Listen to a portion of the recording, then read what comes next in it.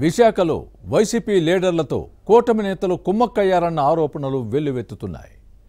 అధికార ప్రతిపక్షాలు కలిసి అవినీతి, అక్రమాలు, భూ కబ్జాల్లో పరస్పరం సహకరించుకుంటున్నారని వినిపిస్తోంది. ఇరుపక్షాలు కలిసి పార్కుల కబ్జాకు ప్లాన్ చేశాయా?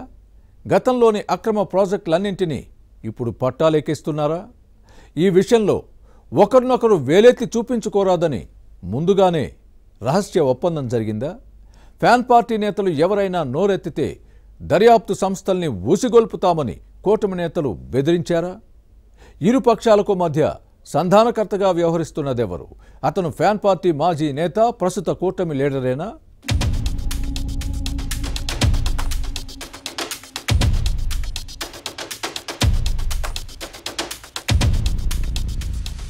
ఊరందరిది ఒకదారైతే ఉలిపికట్టేది మరోదారి అన్నట్టుగా ఉంది విశాఖ వైసీపీ కూటమి నేతల వ్యవహారం.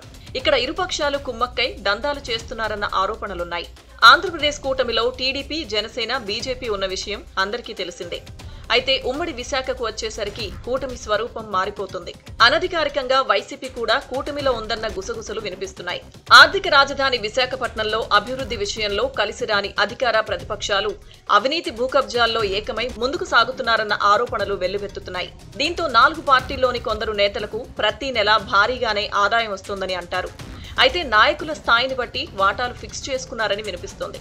వైసీపీ అధికారంలో ఉన్నప్పుడు అవినీతిని ఎండగట్టి కూటమి వచ్చిన తర్వాత లెక్కలన్నీ పక్కాగా తేల్చేస్తాం, మెక్కిందంతా కక్కిస్తామని ప్రగల్భాలు పలికిన నేతలు ఇప్పుడు ఇందుకు విరుద్ధంగా వ్యవహరిస్తున్నారన్న విమర్శలున్నాయి.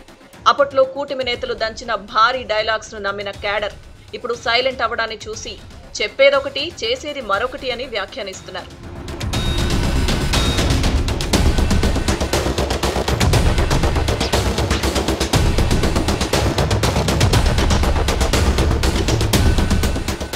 కూటమి ప్రభుత్వం అధికారంలోకి వచ్చి ఏడాది దాటినా విశాఖ వైసీపీ నేతల అక్రమార్కుల జోలికి వెళ్లడం లేదు. దర్యాప్తులు, విచారణల ఊసేలేదు. 1-2 అంశాలపై విజిలెన్స్, సిఐడి ఎంక్వైరీ జరుగుతున్నా అవి కూడా తూతూ మంత్రంగానే సాగుతున్నాయే తప్ప సీరియస్ గా లేవని అంటారు. విశాఖలో కూటమి ప్రభుత్వం వచ్చిన తర్వాత భూ ఆక్రమణలు, లిక్కర్ దందాలు, పార్కుల కబ్జా, అక్రమ టీడీఆర్ వ్యవహారాలు యథేచ్ఛగా సాగిపోతున్నాయి. అయినా టీడీపీ నేతలు ఒక్క మాట మాట్లాడకపోగా కళ్లప్పగించి చూడడం విమర్శలకు తావిస్తోంది.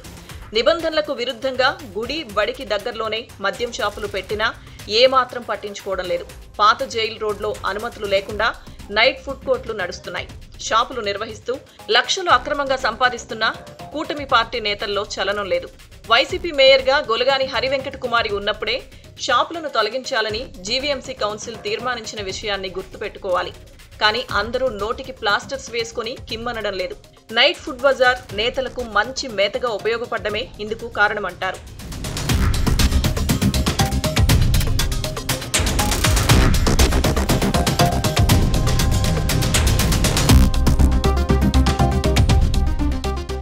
కూటమి అధికారంలోకి వచ్చిన తర్వాత జీవీఎంసీ ఎన్డీఏ చేతుల్లోకి వచ్చింది. పార్కులను కొట్టేసి రియల్ ఎస్టేట్ వ్యాపారం చేసేందుకు అధికార ప్రతిపక్ష నేతలు పావులు కదుపుతున్నారన్న విమర్శలు వస్తున్నా పట్టించుకునే దిక్కు లేకుండా పోయింది. దొందే అన్నట్టుగా ఉంది ఇక్కడి వ్యవహారం.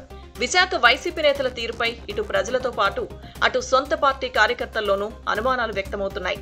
కూటమిలోని 3 పార్టీలతో పాటు వైసీపీలోని కొందరు నేతల మధ్య రహస్య ఒప్పందం జరిగిందని, అందుకే సైలెంట్ గా ఉన్నారన్న గుసగుసలు వినిపిస్తున్నాయి. ఫ్యాన్ పార్టీ మాజీ నేత, ప్రస్తుతం కూటమి నాయకుడు ఇరుపక్షాలకు మధ్య సంధానకర్తగా వ్యవహరిస్తున్నారని అంటారు. ఆ లీడర్ డైరెక్షన్లోనే 4 పార్టీల నాయకులు పరస్పరం సహకరించుకుంటున్నారని సమాచారం. ఇరుపక్షాల మధ్య జరిగిన రహస్య ఒప్పందంలో ఒకరి అవినీతిని మరొకరు ప్రశ్నించకూడదని ముందుగానే షరతు పెట్టుకున్నారని సమాచారం. కాదు కూడదని ఫ్యాన్ పార్టీ నేతలు వ్యవహరిస్తే చట్టం, దర్యాప్తు సంస్థలు తమ పని తాము చేసుకోవాల్సి వస్తుందని కూటమి లీడర్లు ముందుగానే బెదిరించారన్న ప్రచారం ఉంది.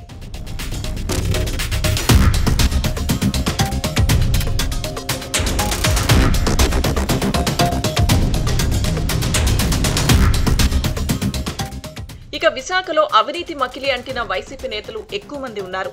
దీంతో కూటమి పార్టీ నేతలు ఇచ్చిన ఆఫర్ ఒప్పుకున్నారని, అందుకే అక్రమాలను ప్రశ్నించడం లేదని అంటారు. అవినీతి, పార్కుల కబ్జా, అక్రమ ప్రాజెక్టులన్నీ ఫ్యాన్ పార్టీ పాలనలో పురుడు పోసుకున్నవే. వాటిని కూటమి నేతలు ఇప్పుడు పట్టాలెక్కిస్తున్నారు. క్వశ్చన్ చేస్తే దొరికిపోతామన్న భయంతో ఫ్యాన్ పార్టీ నేతలు మౌనవ్రతం పాటిస్తున్నారు. విశాఖలో కూటమి వైసీపీ నేతల కుమ్మక్కు వ్యవహారాలపై ఆయా పార్టీ అధినాయకత్వాలు ఓ కన్నేయాలని కోరుతున్నారు. లేకపోతే పార్టీలతో పాటు ప్రజలకు నష్టమే. మరి ఎలా వ్యవహరిస్తాయో చూడాలి.